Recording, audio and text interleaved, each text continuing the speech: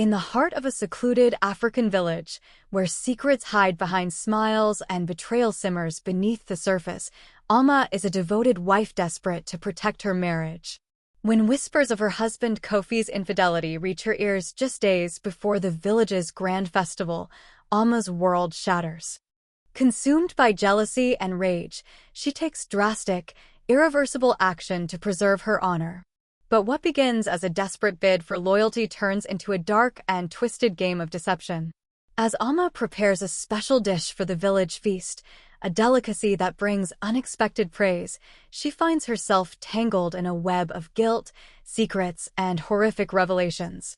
When old friends turn into enemies and long-hidden truths resurface, Alma discovers that what she thought was betrayal was nothing more than a tragic misunderstanding. Now, haunted by nightmares and hunted by her own conscience, Alma must face the horrifying consequences of her choices.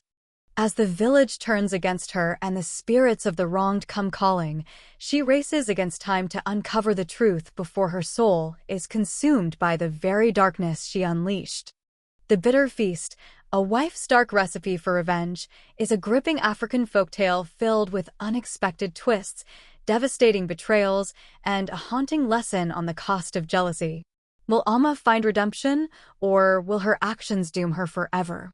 Before we dive into this powerful story, let us know where you're tuning in from, and if you find it compelling, don't forget to hit subscribe. The moon hung low over the village, casting a silver glow on the thatched roofs and narrow dirt pathways. The air was thick with the scent of wood smoke and simmering stews as the villagers prepared for the upcoming festival. But for Alma, the festive atmosphere brought no comfort tonight. She stood by the window of her small hut, the flickering light from her oil lamp casting wavering shadows on the mud walls. Her hands trembled as she clutched the edge of the wooden window frame, her eyes fixed on the path that led into the dense forest. It was well past midnight, and Kofi, her husband, was still not home. Alma's heart pounded as she recalled the hushed whispers she had overheard at the marketplace that morning. The women had spoken in conspiratorial tones, casting sidelong glances her way. "Have you heard? Kofi has been seen with a woman at the edge of the forest," one of them had said, her voice dripping with relish. "They say she's young and beautiful, and he plans to bring her to the festival as his new wife." The words had hit Alma like a knife to the chest. She had always known that Kofi's charm made him a favorite among the women in the village, but she never imagined he would betray her so openly. Polygamy was common among the wealthier men in the village, but Alma had believed that Kofi loved her enough to remain faithful. Now, as the hours dragged on, her mind raced with dark thoughts. What if the rumors were true? What if Kofi intended to marry another woman and parade her in front of the entire village at the harvest festival? The mere thought of the humiliation made Alma's blood boil. Suddenly, she heard footsteps crunching on the dry leaves outside. Her breath caught in her throat as she leaned closer to the window. Through the dim light, she saw Kofi emerging from the forest, his broad shoulders silhouetted against the moonlight. But he wasn't alone. A veiled woman, draped in a dark cloak, walked beside him. They paused just at the edge of the clearing, and Alma watched in horror as Kofi leaned in close, his lips moving in soft, intimate whispers. The woman's laugh, soft and melodic, carried through the still night air like a cruel mockery. Rage surged through Alma's veins. She could feel her hands clenching into fists, her nails digging painfully into her palms. She had to know the truth now. Without thinking, she grabbed her shawl and slipped out of the back door, moving silently through the shadows. The night was quiet except for the distant chirp of crickets and the occasional rustle of leaves. Alma's heart thudded in her chest as she crept closer to where Kofi and the mysterious woman stood. She stayed hidden behind a large tree, straining to hear their conversation. "I cannot wait for the festival, my love," the woman said, her voice soft and sweet. "Will you truly introduce me to everyone as your wife?" Kofi's deep chuckle sent a fresh wave of pain through Alma's chest. "Yes," he said. "Soon, everyone will know. But we must be careful for now. Alma must not find out until it's too late." Alma felt the ground shift beneath her feet. Her suspicions were confirmed. Kofi was planning to bring another wife into their home, and he was going to do it in front of the entire village. The betrayal was like a hot knife twisting in her heart. She stumbled back, barely able to see through the tears blurring her vision. How could he do this to her after everything they had shared? How could he humiliate her so openly in front of their friends and neighbors? Alma turned and fled, her footsteps barely making a sound on the soft earth. She couldn't bear to hear any more. Her mind was a whirlpool of rage, pain, and desperation. By the time she reached their hut, she was gasping for breath, her cheeks wet with tears. Inside, the familiar warmth of their home felt like a cruel joke. The bed she shared with Kofi, the pots and pans they had used to cook countless meals together, it all seemed to mock her now. In her rage, she swept a clay pot off the table, watching with grim satisfaction as it shattered into pieces on the floor. The door creaked open and Kofi walked in, a smile still lingering on his lips. But it quickly vanished when he saw the look on Alma's face. "Where have you been?" Alma demanded, her voice shaking with barely suppressed fury. Kofi's eyes flickered with surprise, then quickly turned cold. "I was handling some business in the forest," he said, his tone dismissive. "Business?" Alma's voice was a broken whisper. "Is that what you call your secret meetings with another woman?" Kofi's eyes narrowed. "You have no right to question me, Alma. I am free to do as I please." The finality in his voice broke something inside her. In that moment, Alma knew she had lost him. But she refused to let him parade his new wife in front of the village, to humiliate her in front of everyone she knew. Her mind raced as Kofi turned away, heading toward their bedroom. She had 3 days before the festival, 3 days to stop Kofi's plan and protect what little dignity she had left. A dangerous thought began to take shape in her mind, a way to prevent Kofi from ever betraying her again. It was a thought that filled her with both dread and dark satisfaction. She would make sure that Kofi would never bring another woman into their home. And she would use the upcoming festival to exact her revenge. As the first light of dawn broke through the window, Alma's eyes gleamed with a new resolve. She had made up her mind. By the time the festival arrived, Kofi would never be able to betray her or anyone else ever again. The morning sun cast a golden glow over the village, but for Alma, the world felt bleak and colorless. She sat by the small cooking fire in her hut, staring blankly at the flickering flames. Her hands trembled as she ground millet in a wooden bowl, her mind spinning with the events of the previous night. Kofi's words echoed in her ears like a haunting melody. "You have no right to question me, Alma." He had dismissed her so easily, as if all the years they had shared meant nothing. As if she were just another possession he could cast aside when he found someone newer and more exciting. The villagers were bustling outside, preparing for the festival, but Alma could not bring herself to leave the safety of her home. She had been awake all night, her mind filled with dark thoughts. What had once been a happy home now felt like a prison of betrayal. The door creaked open, and Alma turned to see her closest friend, Nana, standing in the doorway. Nana's eyes were bright with concern as she stepped inside, closing the door behind her. "Alma, what's wrong?" Nana asked, her voice soft. "You look like you've seen a ghost." Alma shook her head, trying to swallow the lump in her throat. "It's Kofi," she whispered. He's planning to marry another woman." Nana's eyes widened in mock surprise, but there was a flicker of something darker in her gaze. "Are you certain? Maybe you misunderstood." "No," Alma's voice cracked.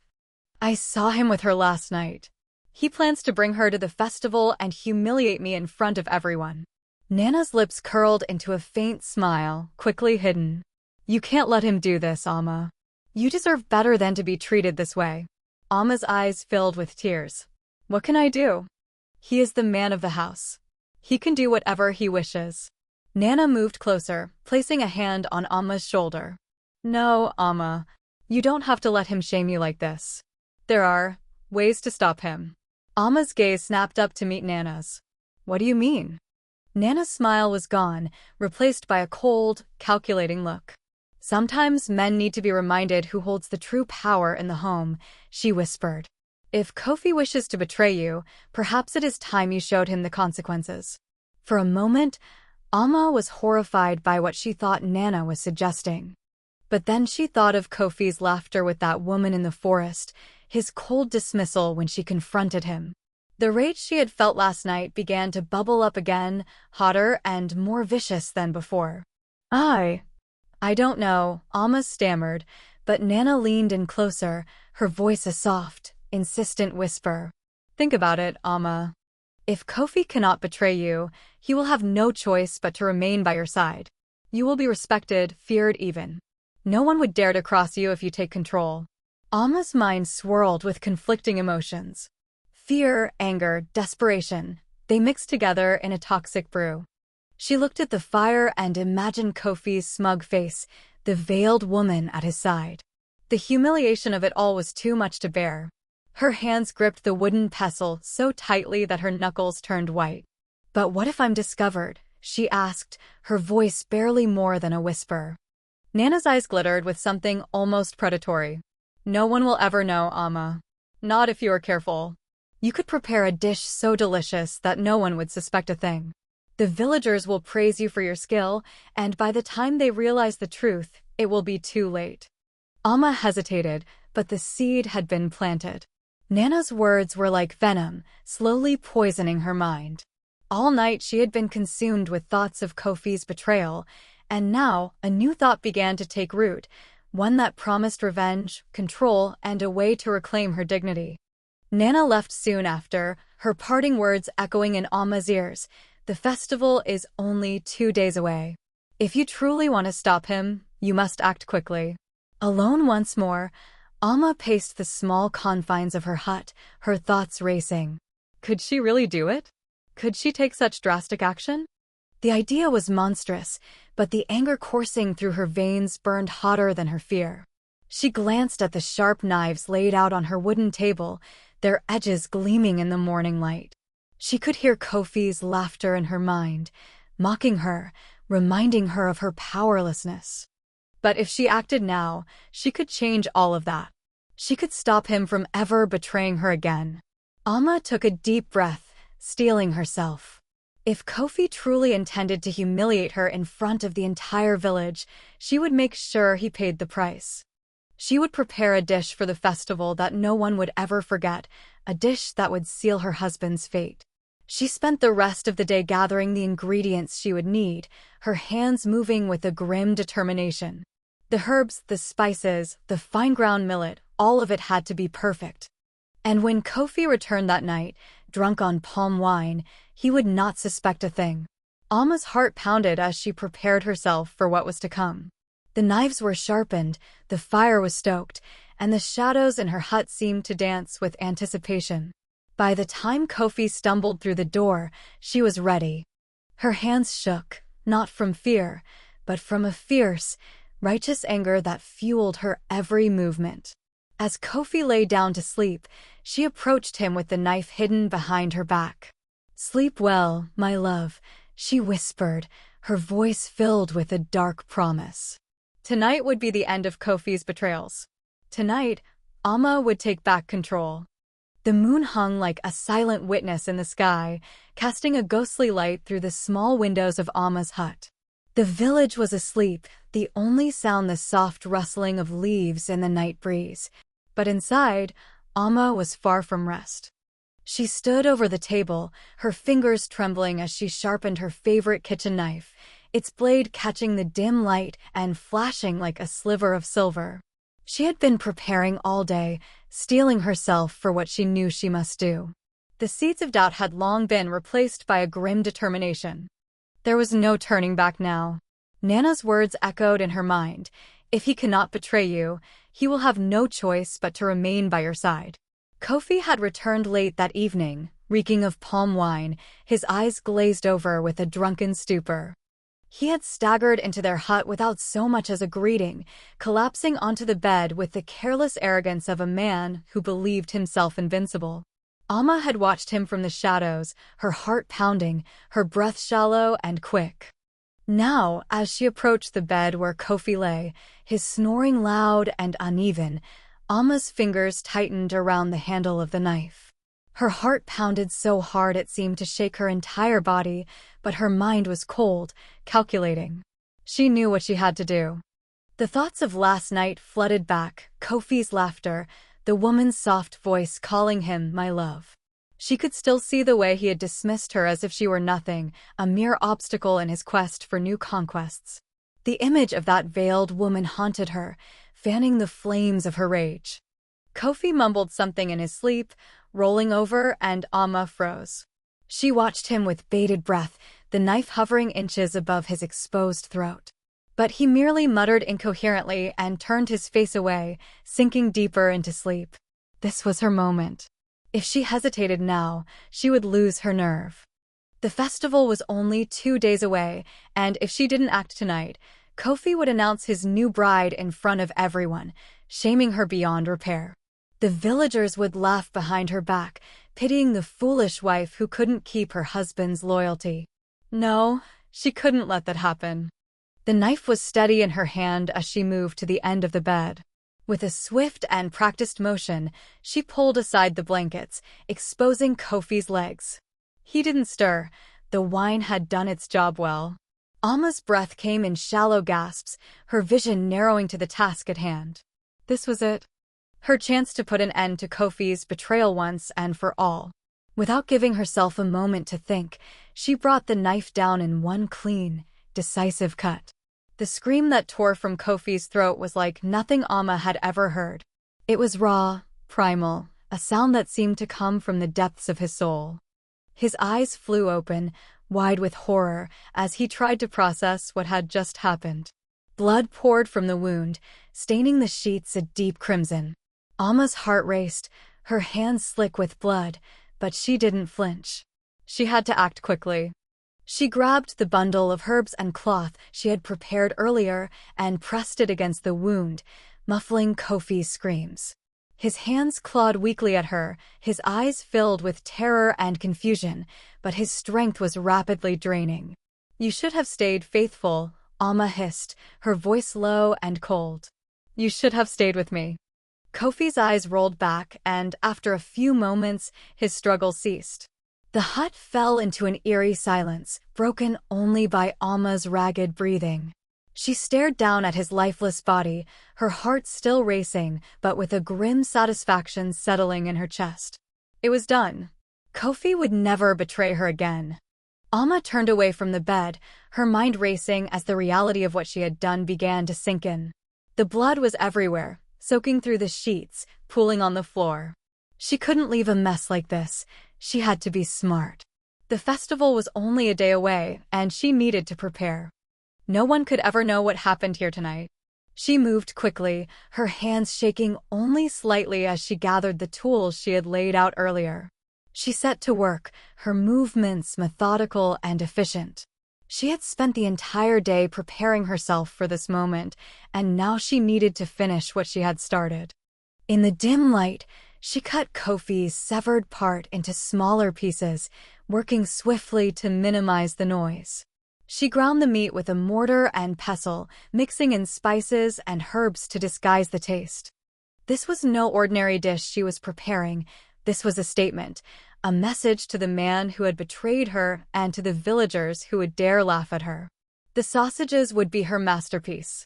By the time the villagers tasted them at the festival, it would be too late for anyone to question where the meat had come from. They would praise her for her culinary skills, never knowing the dark secret hidden in every bite. As dawn approached, Alma finally sat back, exhausted but victorious. The sausages were ready, neatly packed and stored. The only evidence of her crime lay in the blood-stained sheets, which she burned quickly in the fire outside her hut, watching as the flames consumed any trace of what had transpired. Alma stared into the fire, her face illuminated by its flickering light. For the first time in days, a sense of calm washed over her. Kofi was gone, and she had protected her honor. At the festival, no one would suspect a thing. She would smile, laugh, and serve her dish, and all would praise her. But even as she stood there, a chill crept up her spine, as if unseen eyes were watching her. The night's events were beginning to weigh heavily on her soul. But she shook off the feeling, focusing on the task ahead. The village would gather soon, and Amma would serve them a feast they would never forget. The sun was just beginning to rise over the village, bathing the thatched roofs in a warm golden glow. The air was filled with the sounds of roosters crowing, children laughing, and villagers bustling about as they prepared for the much-anticipated harvest festival. Colorful decorations adorned the village square, and the scent of spices and roasting meat filled the air, creating a heady mix of excitement and anticipation. Amma stood outside her hut, watching the preparations from a distance. She took a deep breath, trying to steady her nerves.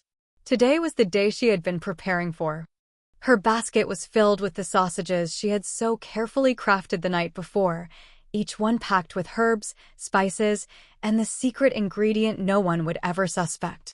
Despite the chaos in the village, a strange calm had settled over her. Kofi was gone, and with him, her fears of public humiliation. The festival would go on, and no one would ever know what she had done. All they would see was a devoted wife offering her contribution to the feast. Taking one last deep breath, Amma hoisted the basket onto her hip and made her way to the village square. As she approached, several villagers turned to greet her, their faces lighting up with smiles. "Amma, you're just in time," one of the women called out. "We were beginning to worry that you wouldn't join us this year." Amma forced a smile, her heart pounding. "I wouldn't miss it for the world," she replied, keeping her voice steady. The square was already filling up with villagers dressed in their finest clothes.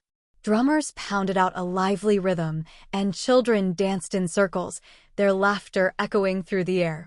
Amma made her way to the long table set up in the center, where villagers were already laying out their dishes. The village chief, a tall man with a graying beard, spotted Amma and waved her over. "Amma, what have you brought for us this year?" he asked with a broad smile. Amma lifted the lid of her basket, revealing the neatly arranged sausages. The rich aroma wafted out, making the chief's eyes widen. "Ah, these smell delicious." "You always bring something special," he said, clapping her on the back. "Thank you, Chief," Amma said, bowing her head slightly. "I hope they are to everyone's liking." The chief wasted no time in picking up one of the sausages, biting into it with gusto. His eyes widened in delight. "These are incredible. Everyone, come and try Amma's sausages," he called out to the villagers. Within moments, a crowd had gathered around the table, eagerly grabbing the sausages. Amma watched as they devoured them, their faces lighting up with pleasure. Her heart raced, not with fear, but with a twisted sense of satisfaction. They had no idea what they were truly eating. As the villagers enjoyed the feast, Amma noticed Nana approaching with a sly smile. "Amma, these sausages are simply divine," Nana said, her voice dripping with false sweetness. "You must share your recipe with me." Amma's stomach twisted at the sight of Nana, the woman who had planted the seed of this terrible plan in her mind. But she forced herself to smile. "Perhaps one day, Nana," she replied, her voice steady. "But some secrets are best kept within the family." Nana's eyes narrowed slightly, but she said nothing more, turning away to mingle with the other guests. Amma exhaled in relief, her grip on the edge of the table tightening. She couldn't afford to draw any more suspicion. As the festival continued, the praise for Amma's sausages spread through the crowd. The chief, clearly pleased, called for a toast in her honor. "To Amma, for bringing us such a delicious feast," he declared, raising his cup. The villagers cheered, their voices ringing out in unison. Amma raised her cup with a shaky hand, her heart pounding with a mix of triumph and dread. She had done it. She had not only protected her dignity, but had also turned the tables, becoming the star of the festival. No one would suspect the truth behind the delicious sausages they were so eager to devour. But just as she allowed herself a moment of relief, the village shaman, a wizened old man with piercing eyes, stepped forward. He had been watching her closely all morning, his expression unreadable. Now he approached the table, leaning in to sniff the sausages. "These sausages," the shaman murmured, his eyes narrowing. "There is something unusual about them. I sense a presence." Alma's heart skipped a beat. She struggled to keep her expression neutral as the villagers around her fell silent, their eyes shifting between her and the shaman. "They are simply sausages, made with spices and herbs from my garden," Alma said, forcing a smile. The shaman's gaze lingered on her, his eyes seeming to pierce right through her. "Perhaps," he said slowly, "but sometimes what we consume carries the essence of where it came from. Tell me, Alma, where did you get the meat for these sausages?" The question sent a cold wave of panic through Alma. For a moment, she was sure she would collapse right there in front of everyone. But then she straightened her back, forcing herself to meet the shaman's gaze. I obtained the meat from the butcher," she lied, her voice steady despite the fear clawing at her insides. "I simply added my own blend of spices." The villagers murmured among themselves, but the shaman did not look convinced. He nodded slowly, turning away with a thoughtful expression. "Very well," he said, though his tone carried a hint of doubt. "May the ancestors bless our feast." As the shaman walked away, Alma's knees nearly gave out from the relief. The villagers quickly resumed their festivities, the tension broken. But Alma couldn't shake the feeling that the shaman knew something, that he could see the darkness that lingered beneath her cheerful smile. The rest of the festival passed in a blur.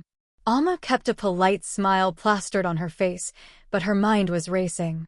She had succeeded in fooling the villagers for now.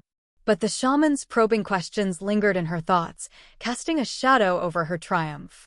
As the sun began to set, the villagers slowly dispersed, full and satisfied. Alma gathered her now empty basket, her heart still racing. She had survived the day, but the shaman's warning echoed in her mind. Had she truly gotten away with it? Or was the shaman's suspicion a sign that her dark secret was closer to being exposed than she realized? Alma hurried back to her hut as the sky darkened, her mind swirling with fear and paranoia. The festival had been a success, but at what cost? In the quiet of her hut, she couldn't shake the feeling that this was only the beginning of her troubles. The feast had been devoured, the villagers had cheered her name, but deep down, Alma knew the darkness she had unleashed was far from over. The festival had ended with cheers and laughter, but as the night deepened, an uneasy silence settled over the village. Alma sat alone in her hut, the glow of a single oil lamp casting shadows on the walls. Her hands trembled slightly as she washed the last of the dishes. The praise she had received for her sausages still rang in her ears, yet it felt hollow. She had achieved her goal, but the shaman's probing questions haunted her thoughts like a shadow she couldn't shake off. Every so often, she found herself glancing toward the door, half expecting it to burst open with villagers accusing her of her unspeakable act. But the night remained still. All she could hear was the distant chirping of crickets and the occasional howl of a dog. Just as she was beginning to relax, there was a sudden, frantic knock at her door. Alma's heart leapt into her throat. She froze, her hands still submerged in soapy water. For a moment, she considered pretending not to be home, but the knocking came again, more urgent this time. Wiping her hands on her apron, Alma took a deep breath and walked to the door. When she opened it, she was met by the sight of a young woman, her face pale and streaked with dirt. The woman's eyes were wide, filled with a mixture of desperation and relief. "Please," the woman gasped, her voice hoarse. "I need to speak with Alma. It's a matter of life and death." Alma's blood ran cold. She didn't recognize the woman, yet something about her seemed familiar. Before Alma could react, the woman pushed past her into the hut, collapsing onto the floor in exhaustion. "Who are you?" Alma demanded, trying to keep the tremor out of her voice. "What do you want with me?" The woman looked up, her eyes filled with tears. "I am Akua, Kofi's sister," she said, her voice barely more than a whisper. "I've traveled for days to find him. Please, tell me where he is." The world seemed to tilt beneath Alma's feet. "Kofi's sister?" Alma's mind raced, trying to make sense of the revelation. She had thought the woman in the forest was Kofi's lover. But now, standing in front of her was the very woman she had suspected, claiming to be his sister. How can this be?" Amma stammered, her heart pounding. Kofi never mentioned a sister. Akua's eyes filled with sorrow. He did not want to put you in danger. I have been in hiding for years, fleeing from enemies who wanted to kill me because of a family feud. Kofi kept my existence a secret to protect you. Amma staggered back, the weight of Akua's words crashing over her like a tidal wave. The truth hit her like a physical blow. Everything she had believed was a lie. Kofi had not betrayed her. He had been trying to protect his family. No, Amma whispered, shaking her head in disbelief. That's not possible. I saw you. I heard you call him my love. Akua let out a bitter laugh. I called him my love because he was the only family I had left. He saved me, Amma. He brought me here so I could start a new life, far from the people who wanted me dead. Amma's legs gave way, and she sank to the floor, her hands covering her face. She had been so blinded by jealousy, so consumed by her fear of losing Kofi, that she had not seen the truth that was right in front of her. I thought. Amma's voice broke, tears streaming down her cheeks. I thought he was planning to marry you, to humiliate me. Akua's expression softened. No, Amma. Kofi loved you deeply. He told me you were the reason he found the strength to keep going. He wanted to reveal my existence at the festival as a surprise, to show you that he trusted you enough to share his darkest secret. The words cut through Amma like a knife. She had been wrong, terribly, horribly wrong. Her jealousy had driven her to commit an unforgivable act. The sausages she had proudly served at the festival, they were Kofi's remains. Suddenly, the air in the hut felt suffocating. Amma's breaths came in shallow gasps as the full weight of her actions crashed down on her. Kofi's face flashed before her eyes, his expression of pain and confusion as she had attacked him. He had died without ever knowing why his beloved wife had turned against him. Akua's voice broke through Amma's spiraling thoughts. Please, Amma, she pleaded. Tell me where my brother is. I've been searching for him everywhere. Amma's mouth opened, but no words came out. How could she possibly tell Akua the truth?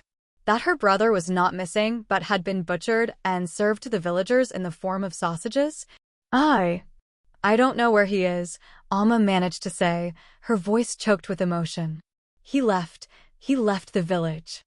Akua's face crumpled in despair. No, I was too late, she whispered, tears streaming down her cheeks. She sank to the floor, sobbing uncontrollably. He's all I had left.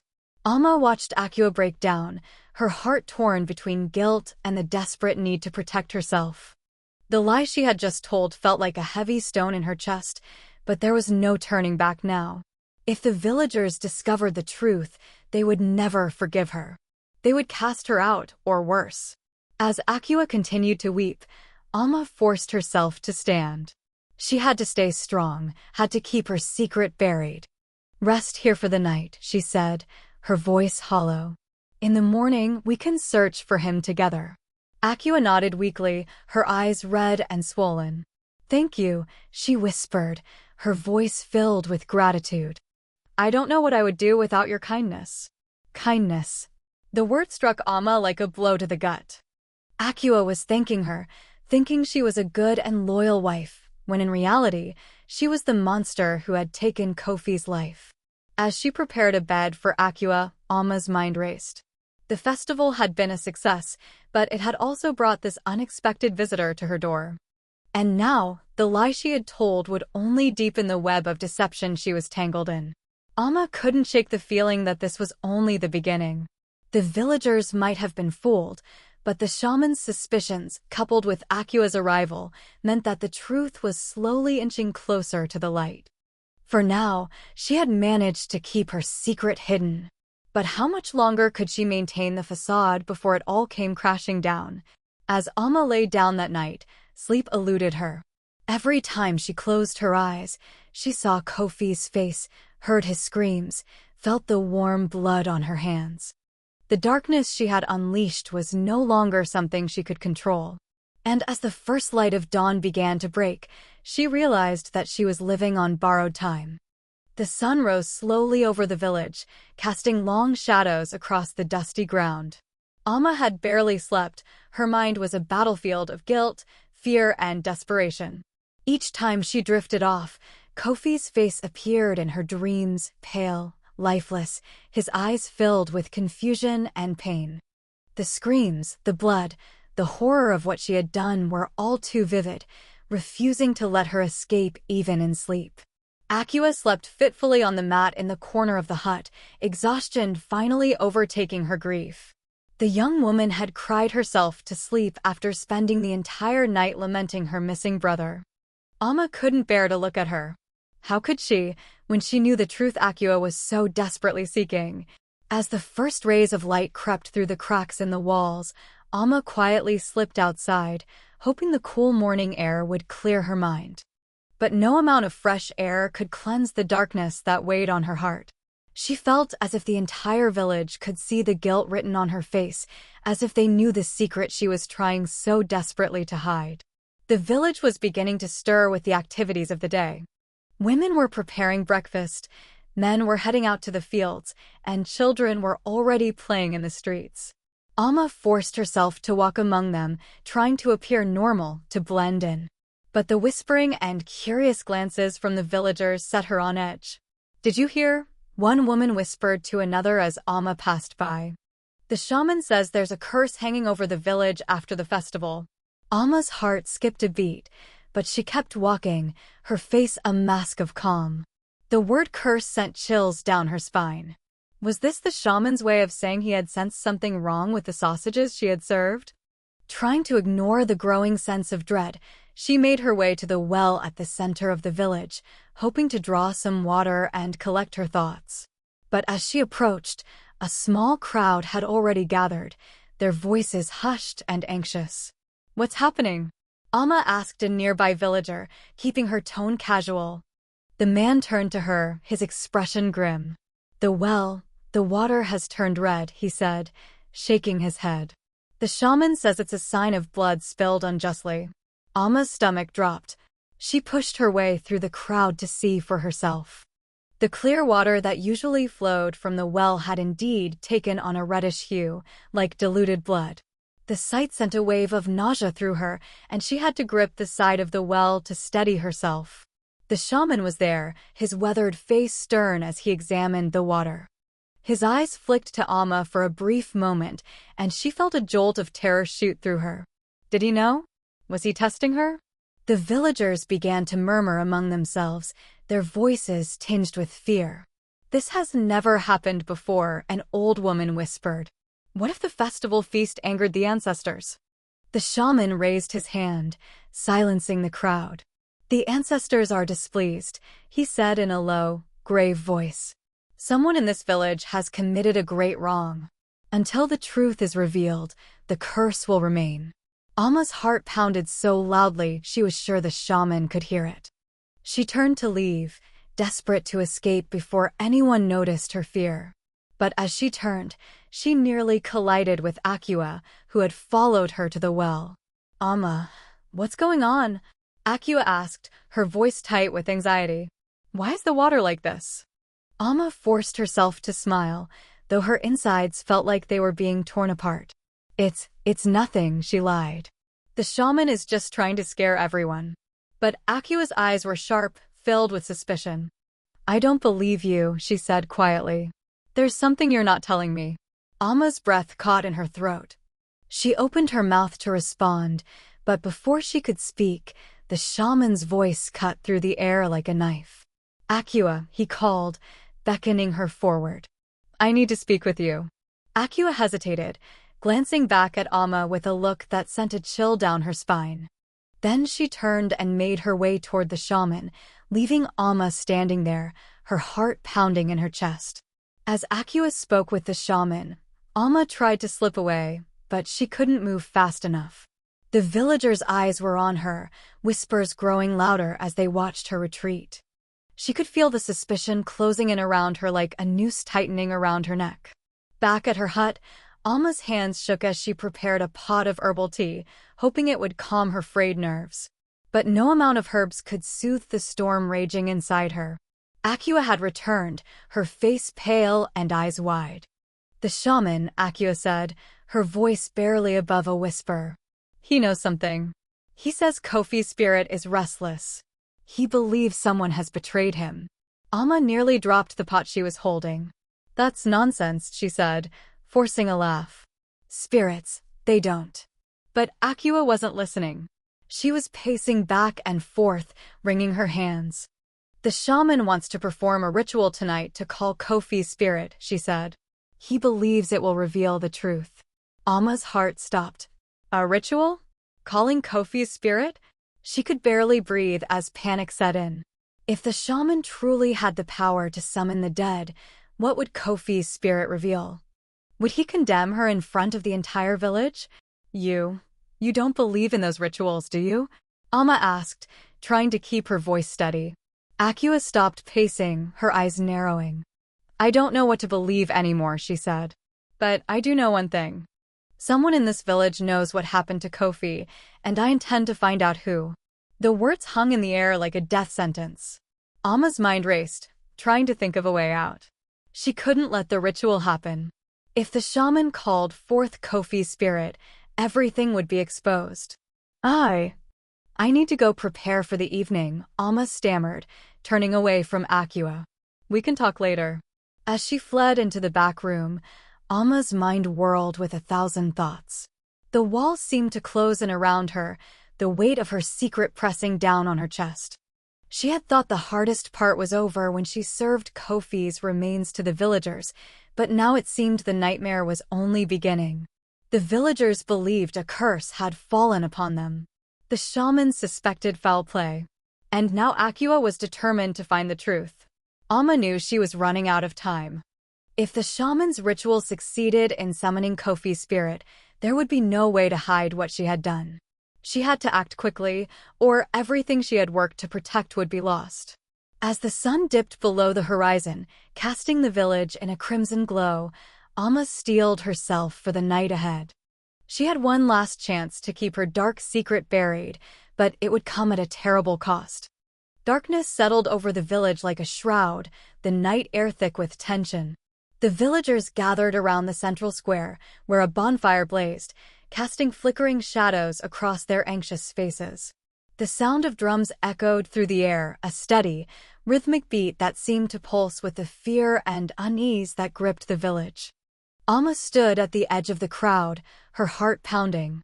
The shaman had announced earlier in the day that he would perform a ritual to uncover the source of the village's misfortune. The mysterious red water in the well, the illnesses that had started to plague some of the villagers since the festival feast, everyone believed these were signs that the ancestors were angry. She glanced around nervously, hoping to catch a glimpse of Akua. Ever since Akua had spoken with the shaman, she had been avoiding Alma, her eyes filled with suspicion and questions. Alma's mind was spinning. If this ritual truly had the power to summon spirits, she was doomed. Kofi's spirit would reveal her dark secret, and the entire village would turn against her. The shaman, a tall figure draped in layers of colorful cloth, stepped into the center of the square, raising his hands to silence the crowd. His eyes glinted in the firelight as he surveyed the villagers, his expression grave. Tonight, we call upon the ancestors to reveal the truth, he declared, his voice carrying over the crackling flames. There is a darkness in our midst, a secret that has brought a curse upon our village. The spirits demand justice. The crowd murmured in agreement, their eyes wide with fear and anticipation. Alma felt a cold sweat break out on her forehead. She tried to shrink into the shadows, hoping to avoid the shaman's piercing gaze. But it was no use. He seemed to sense her presence, his eyes flickering in her direction for the briefest moment. The shaman turned back to the fire, throwing a handful of herbs into the flames. A thick, pungent smoke rose, swirling into the night sky. The drumming grew louder, and the villagers began to chant softly, their voices rising and falling like the ebb and flow of the tide. Alma's breath came in short, panicked gasps. She could barely hear the chants over the pounding of her heart. The smoke stung her eyes, making them water, but she couldn't look away. She had to see what would happen, even if it meant her own destruction. The shaman raised his hands again, his voice taking on an otherworldly tone as he began to chant in a language that Alma did not recognize. The smoke thickened, curling into strange shapes that seemed to dance and writhe in the air. The villagers' chants grew louder, their voices blending into a haunting melody that sent chills down Alma's spine. Suddenly, the smoke shifted, forming the outline of a figure, a tall, imposing shape that seemed to hover above the fire. The villagers gasped, some stepping back in fear. Alma's blood ran cold as the shape took on a more defined form. It was Kofi. "No," Alma whispered, her voice barely audible over the chanting. She could hardly believe her eyes. The figure was unmistakably Kofi, his eyes glowing with an unnatural light. His face was twisted in pain and confusion, just as it had been in the final moments of his life. The shaman's voice rang out. "Spirit of Kofi, speak to us. Reveal the source of your suffering so that we may lift this curse." The figure in the smoke seemed to tremble, its form flickering as if caught in a gust of wind. Alma's knees nearly gave out as she watched, every fiber of her being screaming for her to run, to escape before the truth could be revealed. But she was rooted to the spot, unable to move, unable to breathe. "Kofi," the shaman continued, his voice steady and commanding, "who has wronged you? Tell us, so that we may deliver justice." For a moment, there was nothing but the crackling of the fire and the heavy breathing of the villagers. Then, to Alma's horror, the figure in the smoke turned its gaze directly toward her. Its eyes blazed with accusation, and the air seemed to vibrate with an unspoken rage. Alma's vision blurred, her world tilting as if the ground had shifted beneath her. She felt the eyes of the villagers on her, their whispers growing louder. But before Kofi's spirit could speak, the smoke suddenly dispersed, blown away by a gust of wind that came from nowhere. The shaman staggered back, his eyes wide with shock. The spirit. It was interrupted, he muttered, confusion etched on his face. Something, or someone, does not want the truth to be revealed. The villagers erupted into confused murmurs, their eyes darting around as if trying to spot the hidden force that had stopped the ritual. Alma seized the moment, forcing herself to move. She slipped through the crowd, her heart racing, every instinct screaming at her to get as far away as possible. Back in the safety of her hut, Alma collapsed onto the floor, her entire body shaking. She had come so close to being exposed. Kofi's spirit had almost revealed everything. If it hadn't been for whatever force disrupted the ritual, she would be facing the wrath of the entire village right now. But she couldn't rely on luck to save her again. The shaman was suspicious, and the villagers were growing restless. The curse was all they could talk about, and it wouldn't be long before they turned their suspicions on her. Akua burst into the hut, her face pale and eyes wide. "Alma, what is happening?" she demanded. "Why did the spirit look at you like that? What are you telling me?" Alma's mind raced as she struggled to come up with a convincing lie. I don't know," she stammered, tears springing to her eyes. "Perhaps Kofi is angry because I couldn't protect him." Akua stared at her, her expression torn between confusion and suspicion. "The shaman thinks someone in the village betrayed him," she said quietly. "And after tonight, I'm beginning to believe him." Alma's heart skipped a beat. She had to act fast. Akua was getting too close to the truth, and the shaman's ritual had only heightened the villagers' fears. If she didn't find a way to divert their suspicions, it would all be over. "I swear, Akua," Alma said, forcing herself to meet her sister-in-law's gaze. "I loved Kofi. I would never harm him." But as the words left her lips, Alma knew they rang hollow. She was living on borrowed time. The villagers' faith in her was crumbling, and Akua was no longer an ally, but a threat. Alma needed a plan. The ritual had failed to reveal the truth, but she couldn't count on the spirits staying silent forever. As the villagers grew more desperate for answers, they would turn on her. And when they did, they would find a way to make her pay for what she had done. Outside, the sound of drums began to fade as the villagers slowly returned to their homes. Alma knew she had to move quickly if she was going to survive what was coming. The darkness she had unleashed was closing in on her, and she was running out of places to hide. The darkness of the previous night had settled over the village like a thick fog, and Alma was barely able to sleep. The shaman's ritual had been too close for comfort. Kofi's spirit had almost exposed her. If not for that mysterious gust of wind that disrupted the ritual, she would be facing a village that was ready to tear her apart.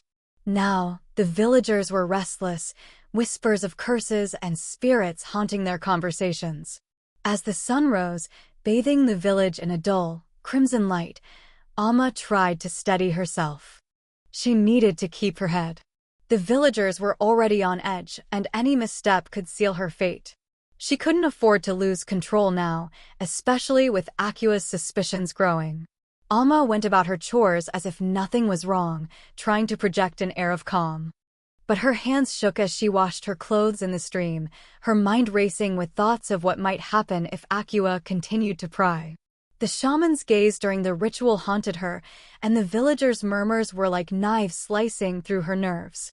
As she finished wringing out the last of the linens, she heard footsteps approaching from behind. She turned to see Nana, her closest friend, striding toward her. Nana's usual cheerful smile was absent, replaced by a look that sent a chill down Alma's spine. "Nana," Alma greeted her, forcing a smile. "You're up early."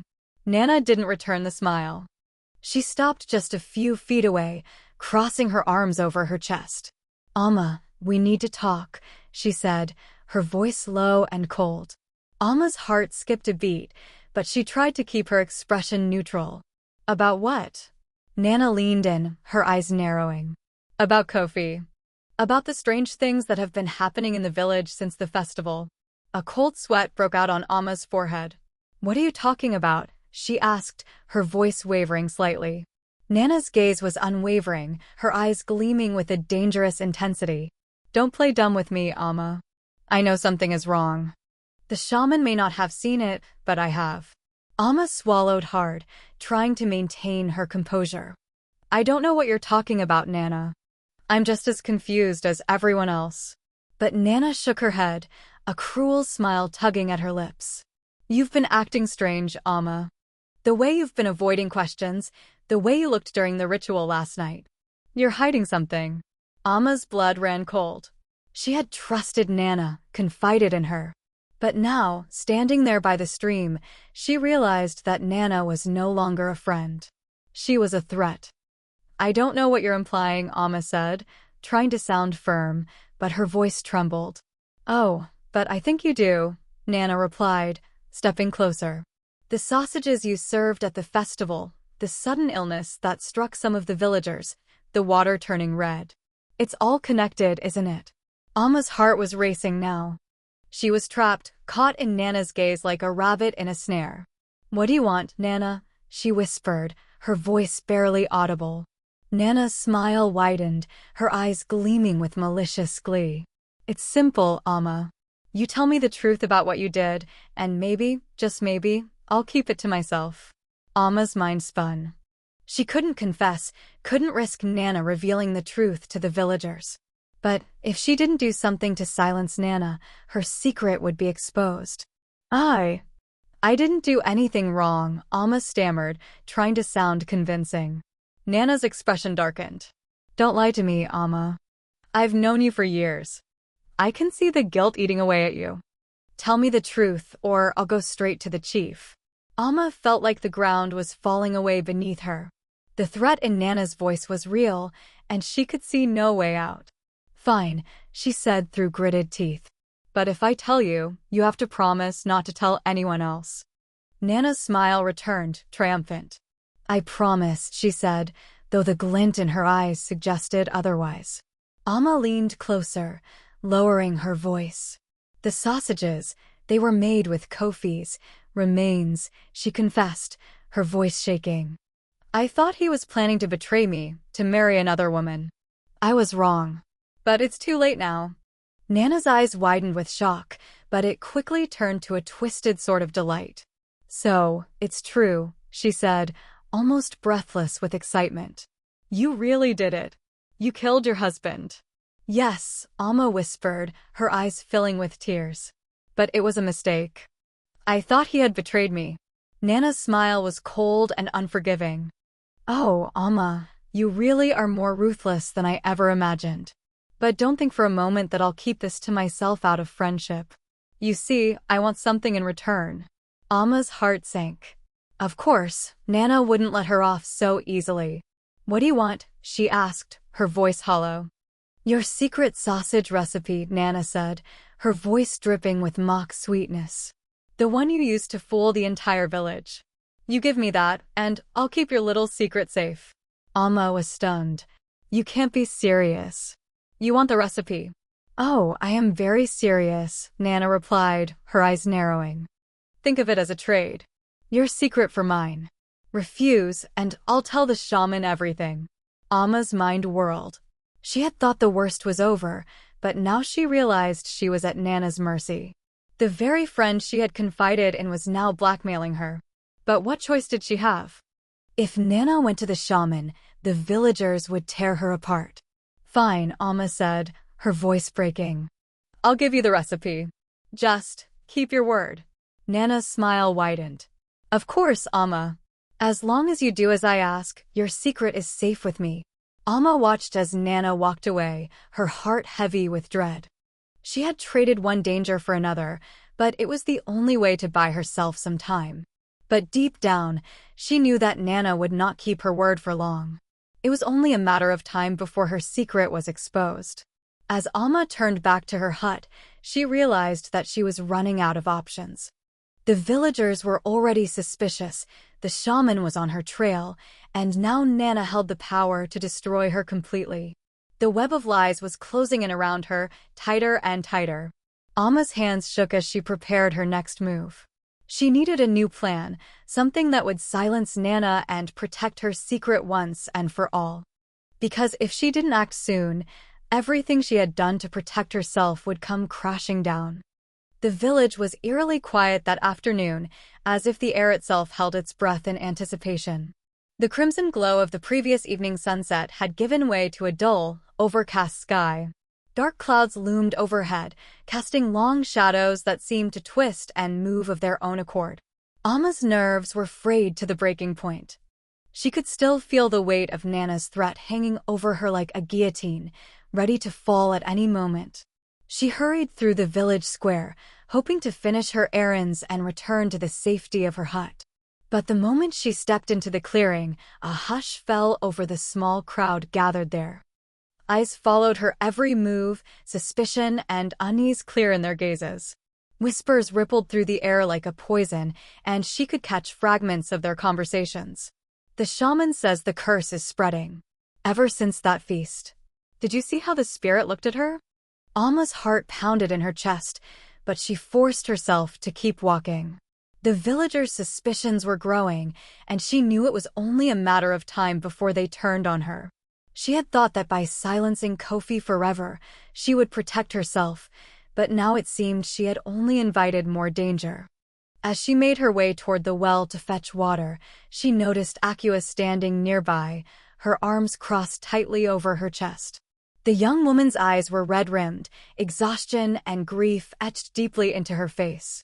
She had spent the last few days frantically searching for any sign of her missing brother, her hope dwindling with each passing hour. Akua turned and caught sight of Alma, her eyes narrowing with a mix of suspicion and sorrow. Alma braced herself, knowing another confrontation was inevitable. Alma, Akua called out, stepping forward. I need to speak with you.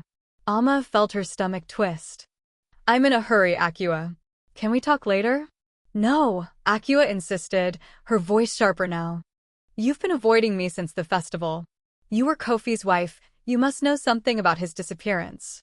Alma's pulse quickened. The villagers were beginning to gather, their curiosity piqued by Akua's raised voice.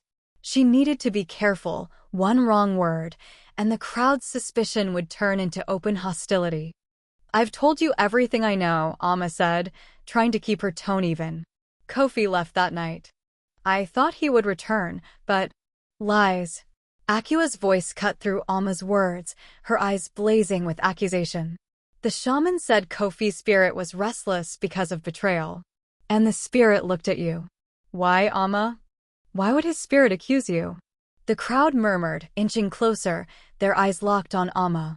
The shaman's ritual had left a mark on their minds, and now they were looking for someone to blame. Amma's heart hammered in her chest as she struggled to come up with a convincing response. I don't know, Amma stammered, her voice barely a whisper. Perhaps the spirit was confused. Grief can play tricks on the mind, Akua. But Akua wasn't buying it. She stepped even closer, her voice dropping to a deadly whisper. I know you're hiding something, Amma. The sausages you served at the festival. Kofi disappeared just before that. And now, villagers are falling ill. The shaman says the ancestors are punishing us. What did you do? Amma's vision blurred, panic rising like bile in her throat. The villagers were closing in, their eyes filled with suspicion and fear. She had to get out of there before they turned violent. Before Akua could press her further, a loud cry rang out from across the square. Everyone turned to see a young boy stumbling out of a nearby hut, clutching his stomach and retching violently. His mother rushed to his side, her face pale with terror. It's happening again, someone shouted. Another one is sick. The villagers erupted into chaos, fear and panic spreading like wildfire. Amma seized the opportunity, turning and fleeing before anyone could stop her. She could hear Akua calling her name, but she didn't look back. Her only thought was to get away, to hide before the villagers decided to turn their rage on her. Back in the safety of her hut, Amma slammed the door shut and leaned against it, her breaths coming in ragged gasps. Her hands were shaking so badly she could barely think. The sickness was spreading. The villagers were falling ill, and they were starting to connect it to the sausages she had served. How could this be happening? The meat had been cooked thoroughly, seasoned to perfection. She had taken every precaution to disguise the evidence of her crime. But now it seemed that the very thing she had used to protect herself was coming back to haunt her. She collapsed onto her knees, clutching her head in her hands. What have I done? She whispered to herself, the weight of her actions crashing down on her. She had thought she was clever, thought she could outsmart the villagers, but now it seemed that Kofi's spirit, or perhaps the ancestors, were exacting their revenge. The door creaked open, and Amma's heart nearly stopped. She looked up to see Nana standing there, her eyes glittering with a mixture of triumph and malice. You look troubled, Amma, Nana said with a mocking smile. Is the guilt finally getting to you? Amma scrambled to her feet, her eyes wild with desperation. Nana, please, you said you would keep my secret. Nana shrugged, her smile widening. I said I would keep it if you gave me what I wanted. But you see, Amma, the villagers are already suspicious. It won't be long before they figure it out on their own. And when they do, well, let's just say they won't be as forgiving as I am. Amma's knees nearly buckled. What do you want this time? She whispered, her voice cracking. Nana leaned in close, her breath hot against Amma's ear. I want more than just your sausage recipe. I want you to help me rise in this village. I want respect, power, and you're going to help me get it. Amma's mind spun. She was already trapped, blackmailed, and now Nana was tightening her grip. But what choice did she have?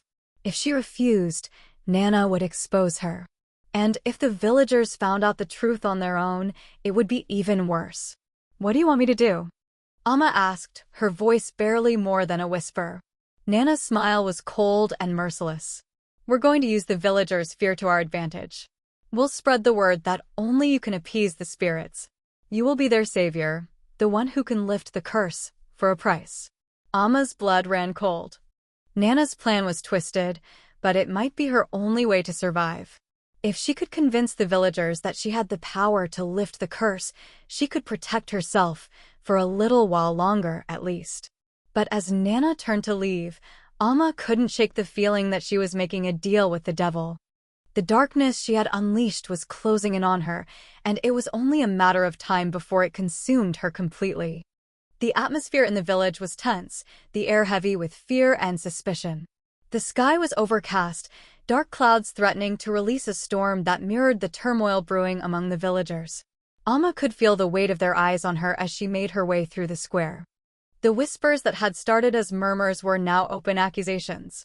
The sickness had spread, and panic was pushing the villagers to search for someone to blame. Alma's heart raced as she approached the chief's hut. Nana's plan was already in motion. They had spread word that Alma, with her unique connection to the spirits, could lift the curse if the villagers came to her for help. But the tension in the air told her that this fragile plan was on the verge of collapsing. If the villagers turned on her, there would be no escape. As she reached the chief's hut, she saw Akua standing outside, her eyes blazing with anger. The young woman looked as if she hadn't slept in days, her once graceful posture now hunched with exhaustion and rage. Alma's stomach churned. She knew Akua was dangerously close to unraveling the truth, and with the villagers already on edge, one wrong move could lead to disaster. "Alma," Akua called out, her voice laced with accusation. "We need to talk. Now." Before Alma could respond, the chief, flanked by the shaman and several elders, emerged from the hut. The villagers had gathered around, their faces a mix of fear and curiosity. It seemed the entire village had come to witness whatever was about to unfold. The chief raised his hand, silencing the murmurs of the crowd. "Alma," he said, his voice deep and commanding, "we have called you here because the shaman believes that the spirits are angry. We must get to the bottom of this, or the sickness will only spread." Alma swallowed hard, forcing herself to remain calm. She could feel Nana's eyes on her from the back of the crowd, silently urging her to follow through with their plan. "Chief, I understand your concern," Alma began, her voice shaking slightly. "I believe the spirits are indeed restless, but I may have a way to appease them." The shaman stepped forward, his eyes sharp and skeptical. "You claim to have the means to lift this curse, Alma?" he asked. "How can we trust you when it was your sausages that brought this illness upon us?" The villagers gasped, and Alma's heart skipped a beat. She could see Akua glaring at her, the betrayal clear in her eyes. The shaman's words had turned the crowd against her in an instant. The plan was unraveling faster than she could control. I can explain," Alma stammered, her voice barely audible over the angry muttering of the crowd. She was losing them, and fast. If she didn't act quickly, everything would fall apart. Before she could continue, Akua pushed her way forward, her face twisted with grief and fury. "Enough with your lies, Alma," Akua shouted. "The truth is written all over your face. You know what happened to my brother. I saw how the spirit looked at you during the ritual. Tell us what you did." The crowd surged closer, the fear and desperation in their eyes turning to rage. Alma could feel the heat of their anger like a physical force, pressing in on her. She was running out of time, and Nana's plan was slipping through her fingers.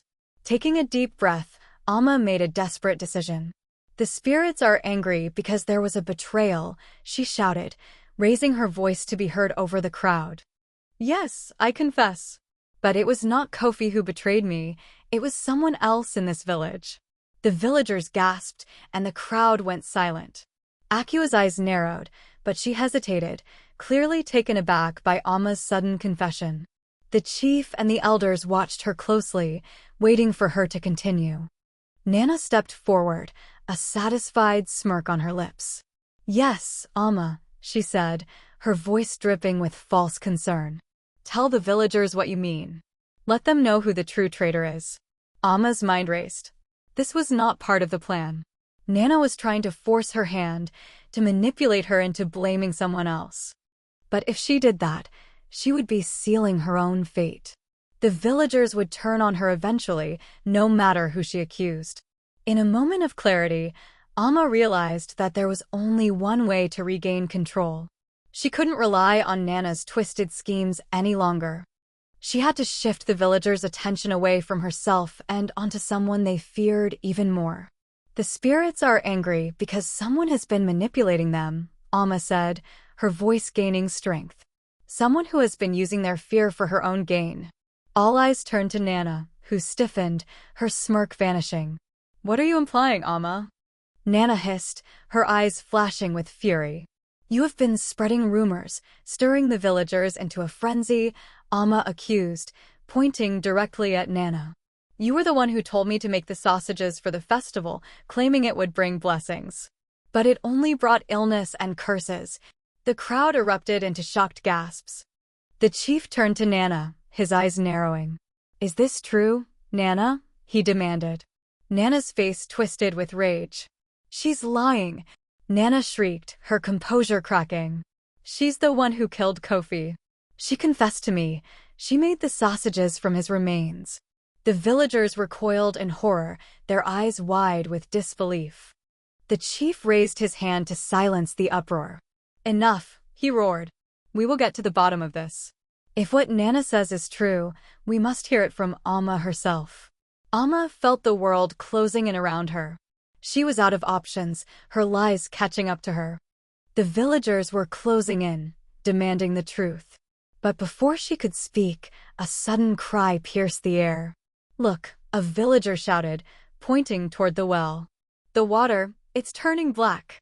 The villagers turned as one, their faces filled with terror as they watched the water in the well bubble and darken, turning as black as night.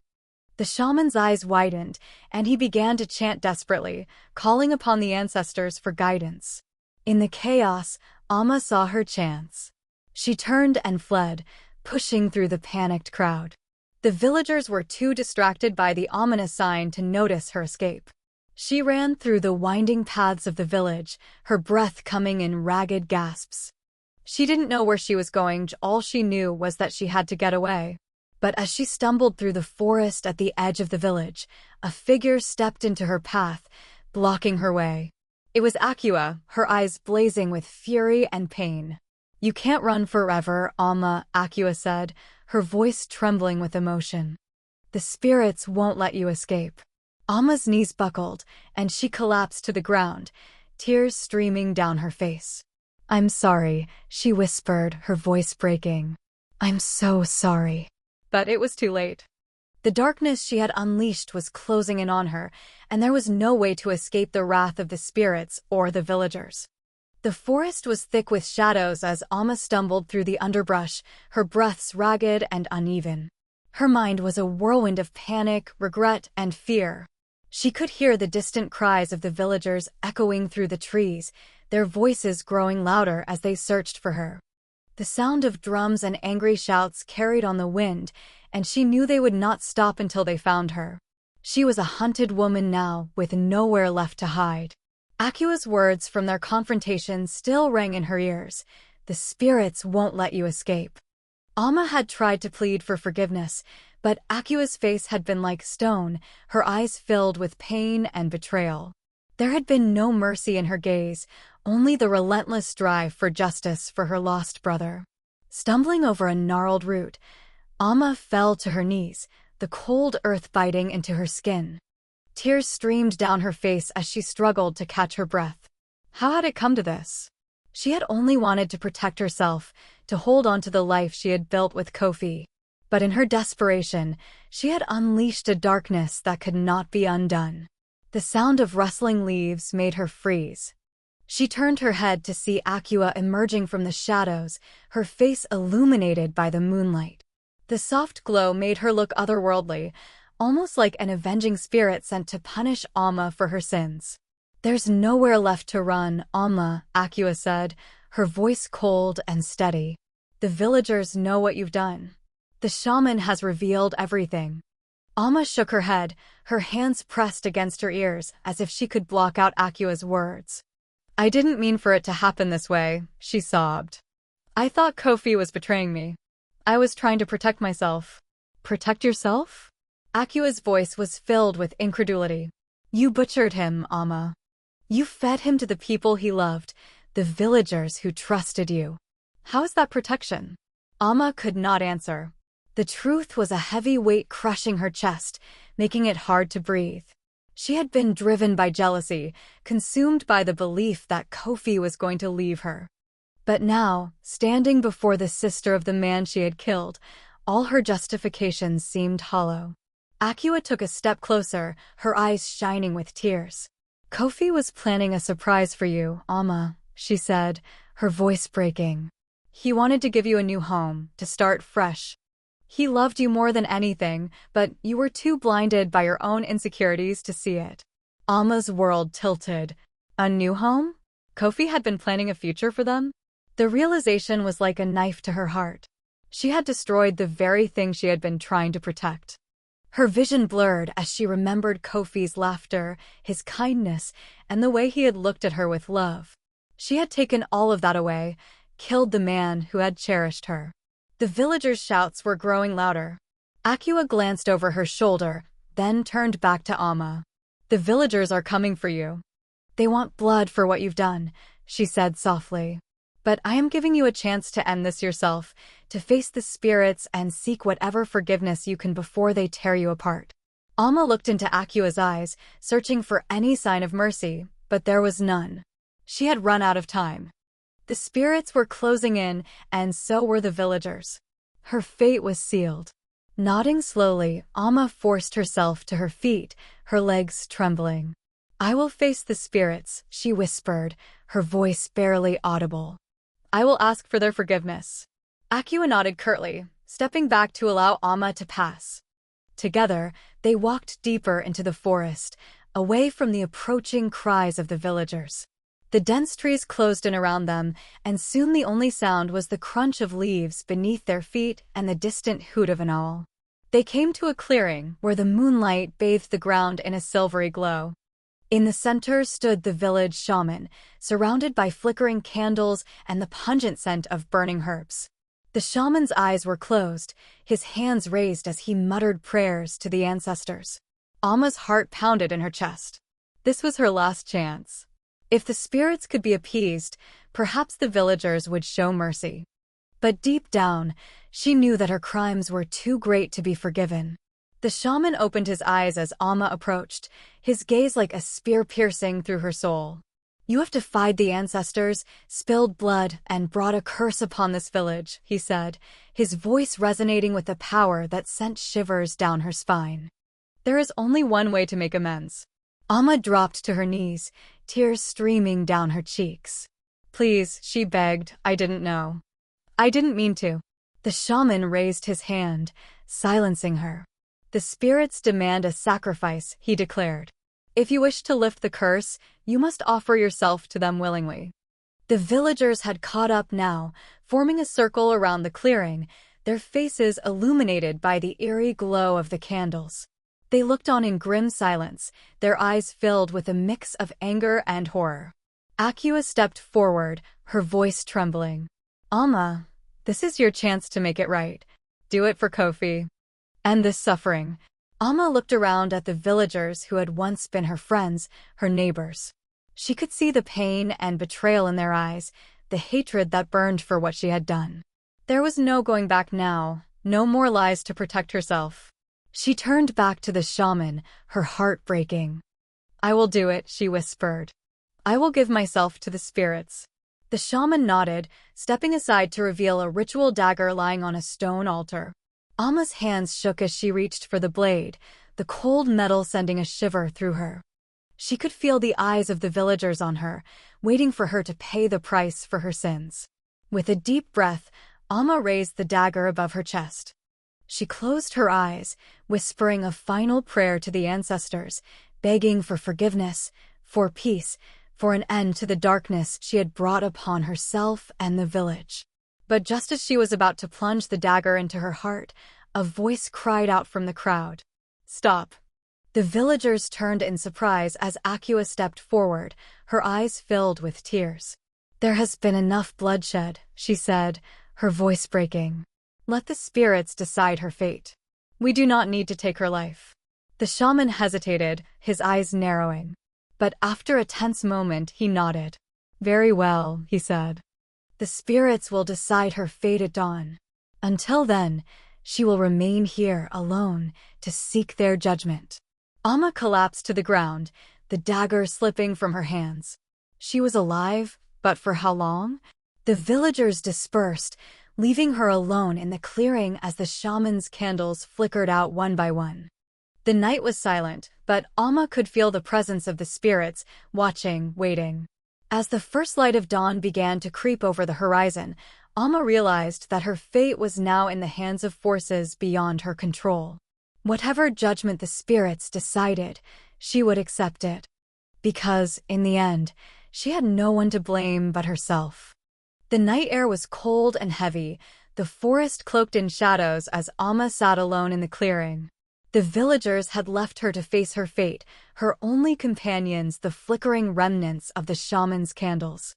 The stillness was oppressive, broken only by the occasional rustle of leaves as the wind whispered through the trees. The spirits were near. She could feel them watching, waiting to pass their final judgment. Amma's heart pounded as she stared into the darkness. She was exhausted, her mind and body weighed down by the events of the past days. The reality of her situation hit her with the force of a hammer. She was completely alone, awaiting the wrath of the spirits and the inevitable justice for her unforgivable sins. She shivered, though not from the cold, but from the bone-deep fear of what awaited her. She had thought she could hide her secret, deceive the villagers, and manipulate the spirits with her false prayers. But she was wrong. The darkness she had unleashed was closing in on her, and there was no escaping it now. She had betrayed the trust of those who had once called her a friend, a sister, a wife. Now, she was nothing but a condemned woman, waiting for the spirits to claim her. A rustle in the bushes made Amma's head snap up. Her breath hitched, her eyes darting around the clearing. Was it just the wind? Or had the spirits finally come to take her? The shadows seemed to move and twist, forming shapes that danced at the edges of her vision. She could hear faint whispers, indistinct and taunting, as if 1,000 voices were speaking at once. Amma, Amma. They seemed to call, their voices filled with accusation and malice. Suddenly, a cold gust of wind blew through the clearing, extinguishing the last of the candles. Amma's world was plunged into darkness, the whispers growing louder. The air around her seemed to vibrate with a malevolent energy, and she felt an icy grip tighten around her heart. She fell to her knees, clutching her chest as a wave of pain shot through her. The whispers grew louder, turning into screams that seemed to pierce her very soul. Murderer! Betrayer! They cried, their voices like daggers in her ears. Amma squeezed her eyes shut, tears streaming down her face. Please! She sobbed, her voice barely more than a whisper. I'm sorry. I didn't mean for it to end this way. I thought he was betraying me. I was afraid. But the spirits were relentless. The screams only grew louder, filling her mind with visions of Kofi, his face twisted in pain, his eyes wide with confusion and betrayal as she had taken his life. She saw the villagers' horrified faces as they ate the sausages, blissfully unaware of the dark secret hidden within. The guilt was overwhelming, a crushing weight that threatened to smother her. A sudden flash of light made Amma open her eyes. The figure of the shaman appeared at the edge of the clearing, his eyes glowing with an eerie light. He seemed to float above the ground, his body enveloped in shadows that twisted and writhed like living tendrils. You have defied the spirits, Amma, the shaman intoned, his voice deep and resonant. You have brought darkness upon this village. Now, you must face the judgment of the ancestors. Amma trembled, her body racked with sobs. Please, have mercy, she begged, her voice cracking. I was blinded by jealousy. I didn't know the truth. The shaman's expression was stern, unmoved by her pleas. He raised his hands, and the air around them seemed to shimmer. Slowly, the shadows coalesced into a familiar shape. Amma gasped as the spirit of Kofi appeared before her, his eyes glowing with an otherworldly light. Kofi, she whispered, her voice trembling. Please, forgive me. But Kofi's spirit remained silent, his eyes cold and distant. He pointed a spectral finger at her, his gaze piercing into her soul. Amma could feel his condemnation, the weight of his betrayal crushing her.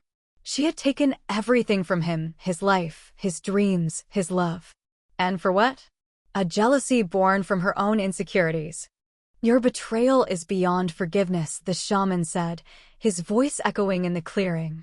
The spirits demand a sacrifice to lift the curse you have brought upon this land. Amma's heart sank. She knew what was coming, but there was no escaping it.